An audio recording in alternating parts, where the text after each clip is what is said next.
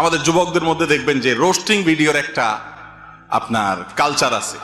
Roasting video বুঝেন আপনারা? আমরা সাধারণত জানি মুরগি রোস্ট করে।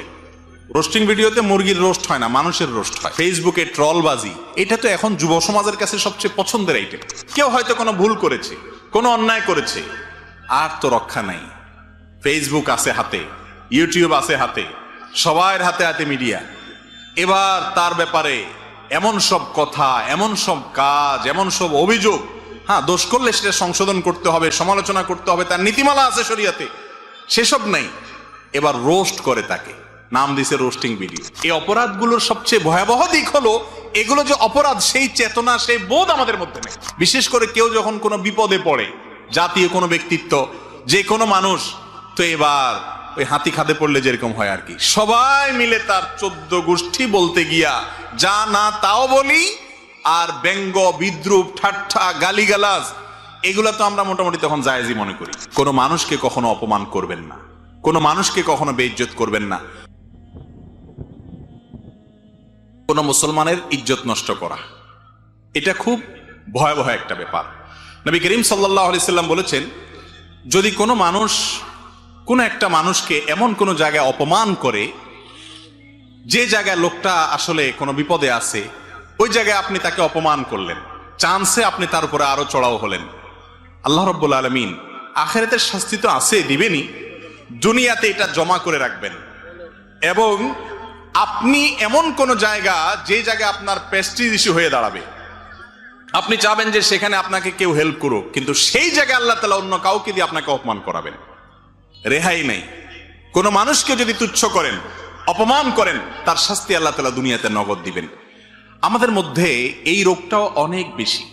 কিছু কিছু অপরাধ আছে ভাই, যে অপরাধগুলো আমরা আঁচ করি না, বুঝি না, অনুমান করি না। একজন জেনা করছে, বুঝি খারাপ কাজ করছে, মদ খাইছে, বুঝি খারাপ কাজ করছে, খুন করছে, বুঝি, জানি যেটা খারাপ কাজ করছে, কিন্তু একটা মানুষকে আপনি কথায় কথায় হাসির ছলেই অপমান করে দিলেন, বেইজ্জত করে দিলেন, ছোট করে দিলেন, তার হক নষ্ট করে দিলেন, হাসতে হাসতে করে ফেলছেন, টেরও পান নাই। আছে না নাই এগুলা? আমাদের যুবকদের মধ্যে দেখবেন যে রোস্টিং ভিডিওর একটা আপনার কালচার আছে। রোস্টিং ভিডিও বুঝেন আপনারা? আমরা সাধারণত জানি মুরগি রোস্ট করে। রোস্টিং ভিডিওতে মুরগির রোস্ট হয় না, মানুষের রোস্ট হয়। শব্দটার মধ্যেই বোঝা যাচ্ছে কি পরিমাণ অ্যাগ্রেসিভ কর্মকাণ্ড সেখানে হতে পারে। কেউ হয়তো কোনো ভুল করেছে, কোনো অন্যায় করেছে, আর তো রক্ষা নাই। ফেসবুক আছে হাতে, ইউটিউব আছে হাতে, সবার হাতে হাতে মিডিয়া। এবার তার ব্যাপারে এমন সব কথা, এমন সব কাজ, এমন সব অভিযোগ, হ্যাঁ দোষ করলে সেটা সংশোধন করতে হবে, সমালোচনা করতে হবে, তার নীতিমালা আছে শরিয়াতে, সেসব নাই। এবার রোস্ট করে তাকে, নাম দিছে রোস্টিং ভিডিও। আছে না নাই? কিভাবে কাকে কে ছোট করবে, এটার জন্য প্রতিযোগিতায় লিপ্ত হই। এই অপরাধগুলোর সবচেয়ে ভয়াবহ দিক হলো এগুলো যে অপরাধ, সেই চেতনা, সেই বোধ আমাদের মধ্যে নেই। আপনি যদি অপরাধকে অপরাধ মনে করেন, তাহলে তো তওবা তৌফিক হবে। আপনি তো এরকম হাজার হাজার মানুষের ইজ্জত নষ্ট করেছেন, অপমান করেছেন, আপনার খবরও নেই। বিশেষ করে কেউ যখন কোনো বিপদে পড়ে, জাতীয় কোনো ব্যক্তিত্ব, যে কোনো মানুষ, তো এবার ওই হাতি খাদে পড়লে যেরকম হয় আর কি, সবাই মিলে তার 14 গোষ্ঠী বলতে গিয়া যা না তাও বলি, আর ব্যঙ্গ, বিদ্রুপ, ঠাট্টা, গালিগালাজ, এগুলা তো আমরা মোটামুটি তখন জায়েজই মনে করি। এ রোগটা আমাদের মধ্যে আছে না নাই? কোনো মানুষকে কখনো অপমান করবেন না, কোনো মানুষকে কখনো বেইজ্জত করবেন না।